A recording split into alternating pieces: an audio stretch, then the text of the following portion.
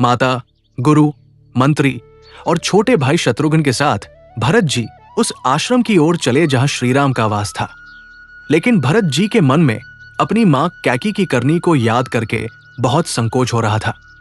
उन्हें लग रहा था कि कभी प्रभु मुझसे नाराज तो नहीं हो जाएंगे, कभी वे तीनों मुझे आया जानकर उस स्थान को छोड़कर कहीं और तो नहीं चले जाएंगे। भरत जी के सभी अंग इसी संकोच के कारण निस्तेज हो रहे थे। लेकिन अत्यंत धीरज रखने वाले भरत अपनी प्रभु भक्ति के बल पर आगे चले जा रहे थे। चलते चलते भरत श्रीराम के आश्रम के समीप जा पहुंचे। वहां की शीतलता और सुंदरता को देखकर भरत ऐसे आनंदित हो गए जैसे किसी बहुत भूखे को भोजन मिल गया हो। जंगल में हाथी, घोड़े, शेर, बकरी, बैल आदि सभी जीव आपस का बैर छोड़कर एक साथ विचरण कर रहे हैं। भौरे गुंजार कर रहे हैं, मोर नाच रहे हैं। पूरा जंगल बेल, वृक्ष, सभी प्रकार के फलों और फूलों से भरा हुआ है। पानी के झरने बह रहे हैं, हाथी चिंगाड़ रहे हैं। चकवा, चकोर, पपीहा, तोता, हंसों के जोड़े, कोयलों के समूह प्रसन्न मन से गूंज रहे हैं। चारों तरफ सुंदरता ही सुंदरता है।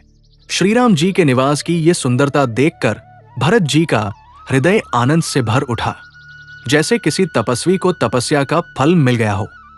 आश्रम में प्रवेश करते ही भरत जी के सारे दुख, सारी चिंताएं मिट गई। भरत जी ने देखा लक्ष्मण जी प्रभु श्रीराम के आगे खड़े हैं और उन्हें किसी प्रश्न का बहुत प्रेम से उत्तर दे रहे हैं। प्रभु के सिर पर जटा है, वल्कल वस्त्र धारण किए हुए हैं, कमर पर तरकस बंधा हुआ है, हाथ में उनका सारंग, धनुष और बाण है। उनके पास मुनि और साधुओं का समूह बैठा हुआ है। माता सीता सहित श्रीराम वहां बैठे हुए हैं। श्रीराम को देखते ही भरत जी के मन में प्रेम का अथाह सागर उमड़ पड़ा। वे सुख दुख सब भूल गए। हे नाथ, रक्षा कीजिए, हे प्रभु मेरी रक्षा कीजिए, ऐसा कहकर भरत जी भूमि पर गिर पड़े। भरत जी की आवाज सुनते ही श्रीराम अधीर हो उठे। कहीं भगवान का वस्त्र गिरा, कहीं तरकस गिरा, कहीं धनुष गिरा, कहीं बाण गिरे। कृपा निधान श्रीराम ने भरत जी को जबरदस्ती उठाकर हृदय से लगा लिया। भरत जी और श्रीराम का ऐसा मिलन देखकर सबके आंखों में जल भर आया। सभी देवता उन पर फूल बरसाने लगे। चारों भाई एक दूसरे से मिलते जाते थे और खुशी से रोते जाते थे।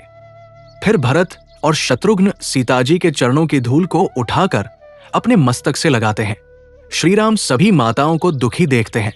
सबसे पहले वो माता कैकी से मिलते हैं।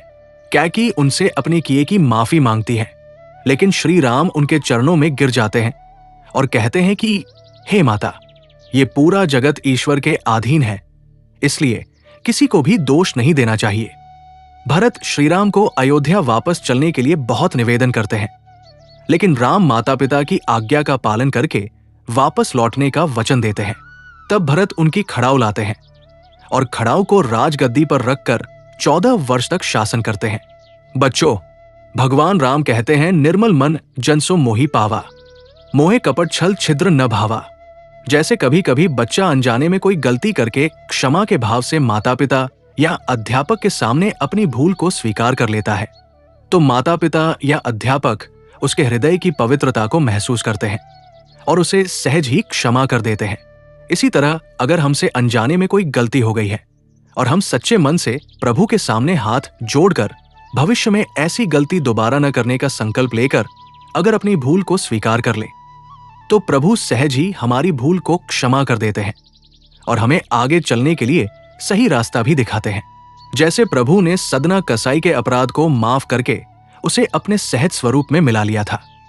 जब कोई जीव गलत कार्य करता है तो उस गलत कार्य के पीछे उसके पूर्व के गलत संस्कार, उसकी गलत परवरिश या उसकी गलत संगत हो सकती है। इन सब के प्रभाव में आकर कोई व्यक्ति गलत कार्य करता है, जैसे माता कैकेयी मंथरा की गलत संगत के प्रभाव में आ गई थी। बच्चों, किसी के द्वारा गलत कार्य किए जाने पर या तो उसे सही राह पर लाने का प्रयास करना चाहिए, या अगर ऐसा करना कठिन है तो स्वयं उससे एक उचित दूरी बना लेनी चाहिए। लेकिन उस व्यक्ति के प्रति द्वेष या नफरत का भाव नहीं रखना चाहिए। अगर वो व्यक्ति हृदय से क्षमा प्रार्थी होकर सामने आता है तो उसे क्षमा कर देना चाहिए।